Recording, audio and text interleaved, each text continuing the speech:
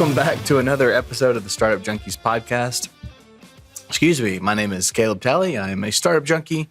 I'm joined by fellow startup junkies Jeff Amerine and Victoria Dickerson. How's it going, guys? Going well. Yeah, it's Happy Bourbon Day. Happy Bourbon Day. Every day that ends in wine, it's Bourbon Day. Right. And we are excited to be joined by a friend of ours and a entrepreneur, Aayush Thakur, with FR8relay. How's it going, Aayush? Thanks for having me, guys. It's awesome to be here. Yeah. I obviously haven't done the intro in a while. I don't know if we sat down for a podcast. We're going to look kind of rusty over here. Anyway, it's good to have you. Yeah, nice being here. Thank you for inviting me. A lot of stuff has happened since we last talked, so nice to catch up. Give us the origin story. You know, how you got to the point of doing FR8relay, and then a little bit of overview on FR8relay. Oh, sure, yeah. So it all started with how far back should I go? Like, I'll go to not Genesis, but anytime after somewhere when a man and a woman fall in love. That's the two flower thing, the story. Yeah, I got that one. Yeah, that's what they teach in India. So I came to the U.S. in 2010 to do my master's, and it was in Florida, in Tampa, and I was. They were paying for the tuition, so I was lucky to get that and come here, and so I started working with my professor, who was supposed to do coursework, but I also had a lot of research work going. And then my professor got a project from Florida Department of Transportation, which focused on looking at truck data or GPS data from trucks in Florida, and what my professor and the Department of Transportation in Florida was trying to do is figure out how many trucks are moving in Florida today and what is the population that will be in the future based on how the population grows in general in Florida. So when population grows, the demand grows. The demand grows, you need more stores, so more stuff needs to move. That increases trucks, so on and so forth. So that's how I got started. I started looking at a lot of data. So I think at one point I was processing 135 million data points in one go. And before I created the algorithms that were published in journal papers, the analysis would take weeks. They're just running one file like that. And with my modification algorithms, that process changed to like 4 hours from weeks. Wow. So that was a huge thing, because before the algorithm that I created, you had to have different algorithms for different data types. So say, every truck has different devices installed in it, so it collects data differently, ping rates are different, blah, blah, blah. And so taking all of that, and without any need to sort, clean it, just putting it in the algorithm, and it does all the cleaning and processes and gives you the output clean out of it. That saves a lot of research time for university and, of course, for the professionals who are in transportation planning. So that's how I got started in data related to trucks. While doing that, I was trying to wrap up, graduate, move on with my life, and, get a job. So I started working in a consulting firm called Cambridge Systematics. So for that, I moved to Washington, D.C., and long behold, they were also working on something similar. But they were working, so I worked in Florida, that was Florida Department of Transportation, but they were doing the same thing in Kalamazoo, Michigan, in San Luis Obispo, California. Like they were trying to do the same thing elsewhere. Mm-hmm. And with my background, it made sense to, do that. So I did. But while doing that, and even before that, I started noticing there were like a bunch of, if you're looking at the map, there are a bunch of just points collected in a location. And that always baffled me, like why? Like why would anyone want to spend, 3 days at this location, right? And then, I started asking around I in consulting world, and then I eventually moved to Tennessee Department of Transportation, and there was the freight planner. I drove around the state, talked to companies, and the thing was that it's just built into the system of how trucking works in the US. Once you run out of your daily hours, wherever you are, you stop there, you sleep. Once you recover your hours, you drive again. That's standard. And that's accepted, right? But then in Tennessee, I started talking to the smaller companies, the 1 truck, 5 truck, 20 truck. I think one of our neighbors, she was an owner operator, and she had, I think, 3 trucks. Mm-hmm. And she was on the road constantly. And she was like, this is the worst job possible. And, but this is all I can do. This is my educational qualification.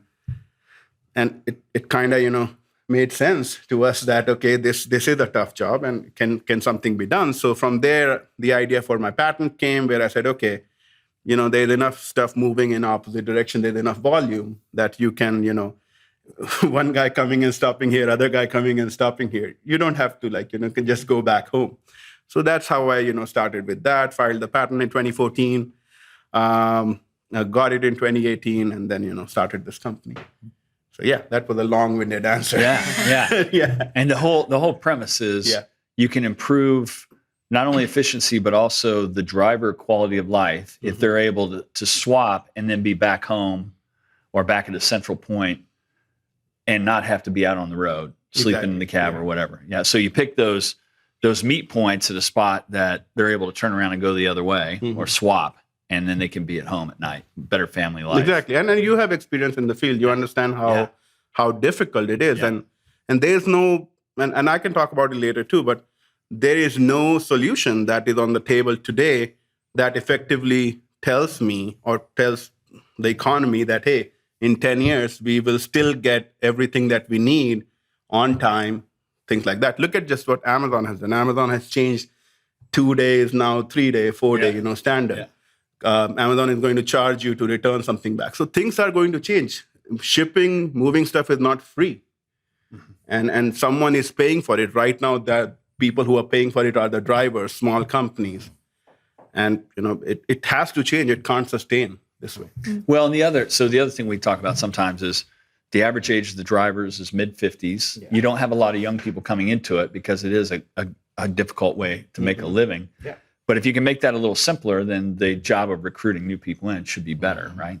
It should. The main thing is that you don't want to pay, the pay of the drivers has stayed stagnant for past 30 years. Mm-hmm. If you go back to the 90s, 80s, and if you take that dollar amount and, whatever, expand it or whatever to today's dollar values, the person was making the same. But the cost of living has increased significantly in the last 30 years. So how do you expect, if you want someone to be able to afford a house, pay for things, why would they go in a job which is, which hasn't changed in 30 years? Sure. Why wouldn't you go in construction or something else if the skill set required or educational qualifications required as a prerequisite are the same? Mm-hmm. Mm-hmm. I had a question. Too much beer. Yeah. I've got one. I'll sling one. Yeah. So all this discussion about autonomous and semi-autonomous, and it's coming, and it's, we're not going to need drivers anymore. I'd be interested in your thoughts about that. Well, today I have receipts on those, actually. Okay. So look at Embark Truck. That's a $5 billion IPO company that is shutting down. Locomation, which is another billions of dollar IPO company, shutting down. And these were ones that were betting on autonomous. Yes, both of these were autonomous, purely semi-trucking. Why are they failing? Because the technology is not there. And oh boy, I'll get so much flack for this. No. This is good. But be controversial. We'll get viewers. Come on. But the idea is that there is certain level of technology what is out there today, right? So, and I'll give you a simple example. I don't know how long this podcast is. I'll give you a simple example, right? Everyone has some sort of smartness in the car today, right? When you're driving, it would alert you for lane departure, right? How is it doing that today? It has a camera installed. It would look at the screen out there or the picture, whatever it's taking, and it will say, okay, these two are the lines, and car should not, or my field of view should not change. My picture should remain the same, right? That's how camera can tell. That's how it's done today. Now you are saying that you take that, what is today in the car, and you add more sensors on the car. So you add a radar, you add 20 different cameras all around, and now you want same speed of information processing in the same level of affordable car, and you want everything to work magically in the same price range. It's not mathematically possible. It's not. And all this,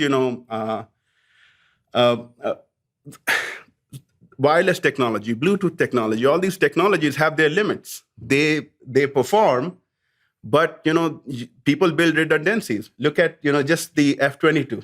Sure. And you have a military background, so right. Even the Raptor has so much redundancies built in. Sure. So that if one communication channel fails, you have some other, radar to depend on. Right. Even our human body has dependencies or alternatives, right? We have 2 kidneys. We can survive with one. So you need something, to spread out the risk, right? And that is not happening in autonomous today.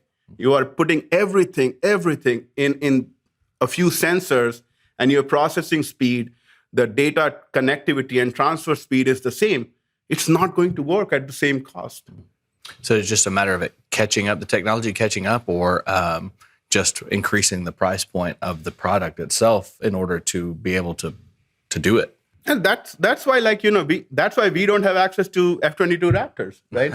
That's a expensive product, sure. And that works, right? But they have built so many layers of backups in there that one of those will definitely work. Yeah. If you want to do that in a $30,000 car, either you can't afford it, or if you can afford it, you will have a car that will not perform as a Raptor, and you will risk your life saying, hey, it's autonomous. Yeah, and it's not going to get there next year. Yeah. It might not get there in the next 10 years. It'll probably get there in the next 25 or 30 years for sure, just because, Moore's Law. Yeah, and things technology will, again, I'm not saying. But the other thing is you're going to have to have dedicated lanes. There's going to be lots of other accommodations, because just imagine the public outcry the first time there's a failure and it runs over a school bus full of kids. A driver you can blame, right? Okay, human error.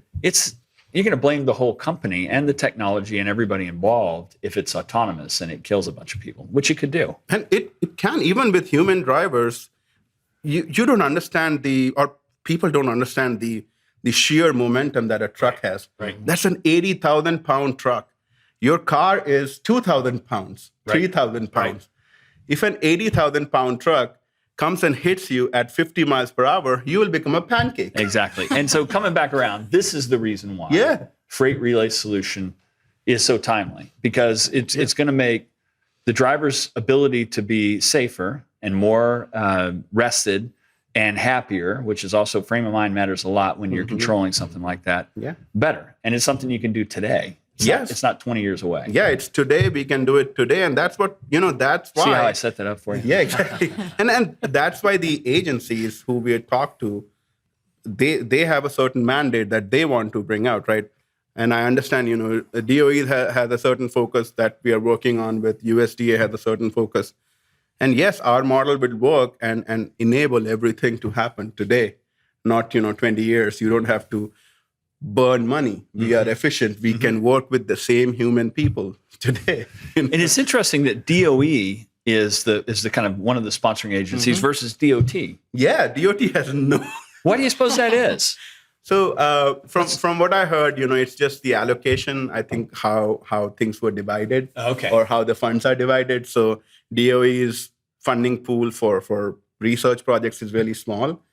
So that's why. And DOE is larger. Right? DOE is because ultimately you could probably make the case that if you do this well, there's also fuel savings as well. That's what we're actually doing. So the proposal that we just submitted for DOE Phase 2, it includes actually, and this may be a revelation here, but it's going to be the first national demonstration of using electric trucks to do relay long haul. That will be first national. And the technology also benefits electric trucks, right? exactly. Because you can swap, you can go back, you can charge. It's not left somewhere in the field that might not have the infrastructure. We are actually, so we went and talked to the PSO or the electric utility company in Oklahoma, said that, hey, we want to do this here. Will you put a megawatt charger here, please, for our pilot? They never called us after that. and that makes sense. It's a very cost, intensive process. And they said, for a little pilot, we won't do it. But if you can prove that this is how much this thing will be used for, this is how much revenue it will make, sure, we can talk about it. So that's why what we did was we said, okay, if we can't get a power socket, we'll bring a generator. So we are going to rent diesel generators, and we'll ask you another unfair question. Who do you think, if you were to treat it kind of like a horse race, who do you think is going to win in the electric semi race? Who are the market leaders there? Boy, you will get me banned everywhere. You can list the top 5 that are because a lot of our audience might not know who's even in that game. Yeah, and I don't. So there are a few big players, of course. There's Tesla's, there is Daimler, Freightliner, E-Cascadias. They have those, and then Volvo is one who is kind of leading the charge in this. Those are electric batteries. Then there is hydrogen fuel cells, which is a different version, and I'm really bullish on that because I feel like that is where that's the holy grail. Battery technology, yes, but if you have to go and get raw materials to make that battery in Congo, where little kids are mining it, then how environmentally responsibly you can be. And then the disposal of that's going to be oh my God, crazy too. 90% of batteries produced today are not being recycled in EVs. So I mean, that's the interesting part of the conversation argument that gets left out. Everybody's excited about electrification. It's like, what are you going to do with all these heavy metals? Exactly, yeah. Where do they go when you get done with this? Not to mention the fact the grid is not ready for it. It's not. So. And either you dump the metals here, and then it will leach in 30, 40, 50 years. Eventually it will leach. That happens, right? Or you ship it overseas and someone else deals with it.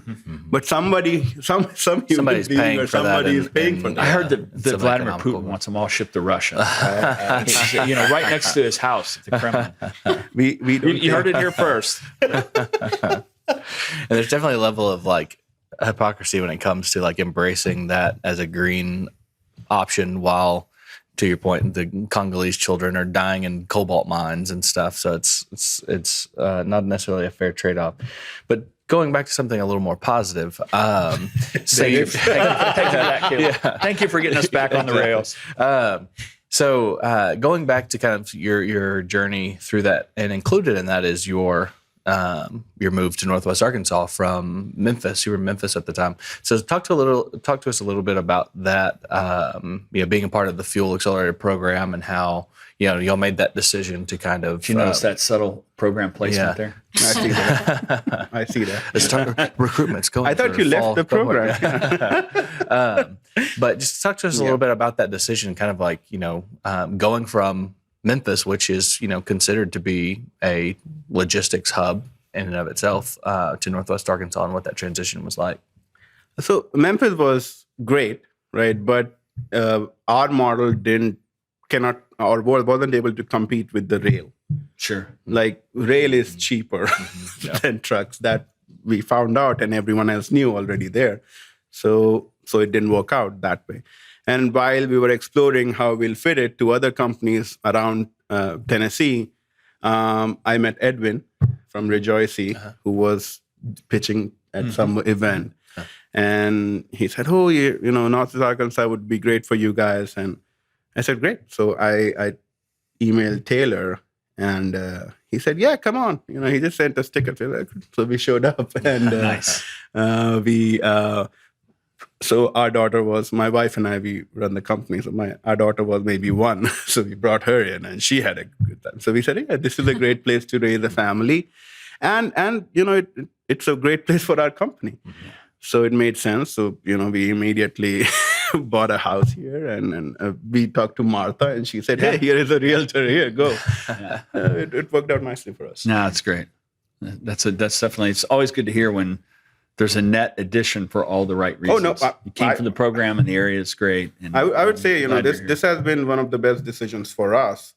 If you just look at the dollar values, before coming here, we had raised maybe 200,000. After coming here, we have raised 1.3 million on top of that. So can you say that again for everybody?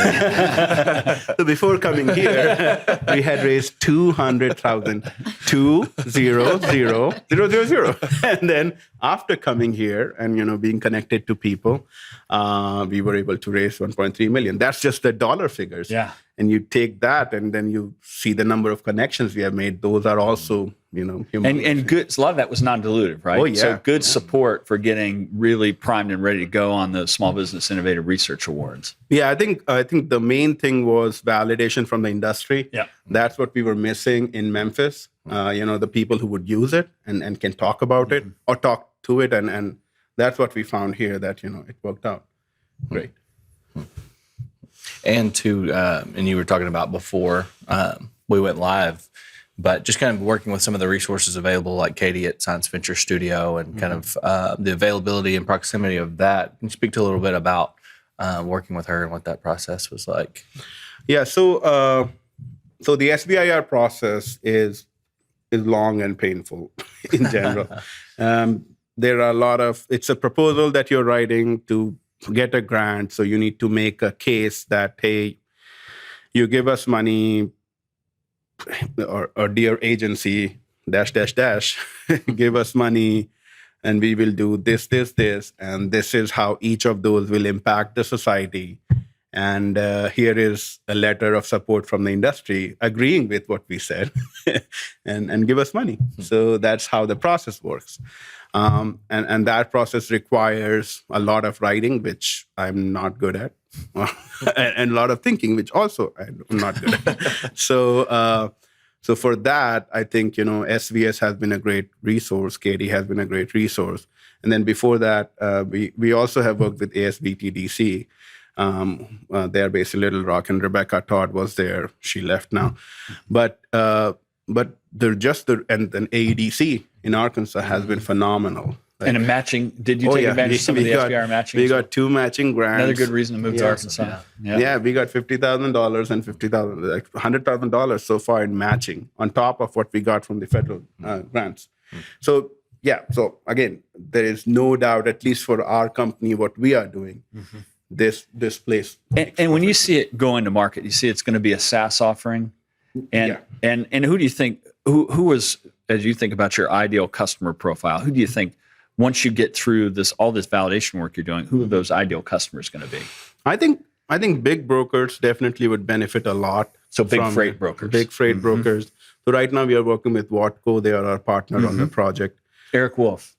And he's somebody you would have met through Fuel, yeah, right? Through Fuel, yeah. And that was such a random... All roads lead back to Fuel. That was such a random thing. And I think I was meeting with this guy, and he will, if he hears this, he will hate it. But I met him, and he used to work at Tyson's Hatchery or something. Okay. And then he said, hey, I'm going to meet my friend. You want to come along? I said, yeah. And that's where you met Eric. Yeah. And Eric's an interesting guy because he's former BNSF Logistics as well. Really deep history. You all guys came from the same, we all have the smell of diesel on us from somewhere back there. So I met him, and he was like, he asked what I did, and I explained. He said, yeah, awesome. Yeah, cool. We'll help you. I was like, great. So he has been just, phenomenal in that support.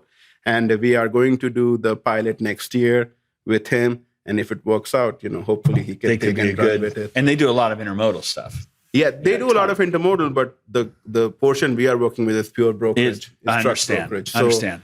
So what essentially they actually have really nice office placements, brokerage placements around the country. So we can potentially capitalize on that network. And for the audience that might not understand brokerage, it's really matching available capacity, drivers, independent operators, and even small firms with shippers' needs. Correct. I mean, they're the Match.com in a way for trucking. That's true. Yeah. And you can make all that more efficient, right? That's the idea. That is the idea. We actually take a simple process and make it more complex. Yeah. But by making it more complex, we see a lot of savings in that. So we take, say, one shipment, right? We start with one shipment, we collect 10 of those, say for example, and then we would run them through a blender probably, and then you will get smaller chunks of trips out of it where, it creates these little loops for each of the drivers to come back home while, each of the trailer is getting to the final destination. How it does is, it's why, you have to pay us. Another stat that we didn't talk about, but it's for those people that are out in business, any kind of labor-driven business. Sometimes trucking companies can have 150% annual driver churn. So think about that. You lose all your drivers plus 50% more every year. And it's remarkable that large companies like J.B. Hunt and other long-haul carriers have been able to manage through that. But if you can knock down that churn even a little bit, you're saving them costs on onboarding and training and all that. So I mean, it's no kidding, big time savings if the stuff like you have works well. It really is. That's the hope. And the thing is that if we can make a financial case, then it will be a sustainable model, right? People only are nice for a certain amount of time, and then they revert back to their regular behavior, right? We all have experienced it, right? Right, Caleb? Pretty mean. Yeah. So that's the idea that if you are trying to do forced PR, where you're saying, we'll do this for driver, we'll give them bonuses, we'll put a PlayStation in the restroom or something, right? Right. Yes, those things are great, and you should do that. But the main thing that people are struggling with is family, is that sense of belonging, a sense of fulfillment. Right? That is missing. If you are on the road, you never see what your money does, where your money goes. You don't see your kids growing up. You don't see your house. And again, I hate fixing things in my house, but still, that feels like mine. Yeah, yeah. You imagine a world. So I'm going to talk a little bit about one of your fellow alumni from the program.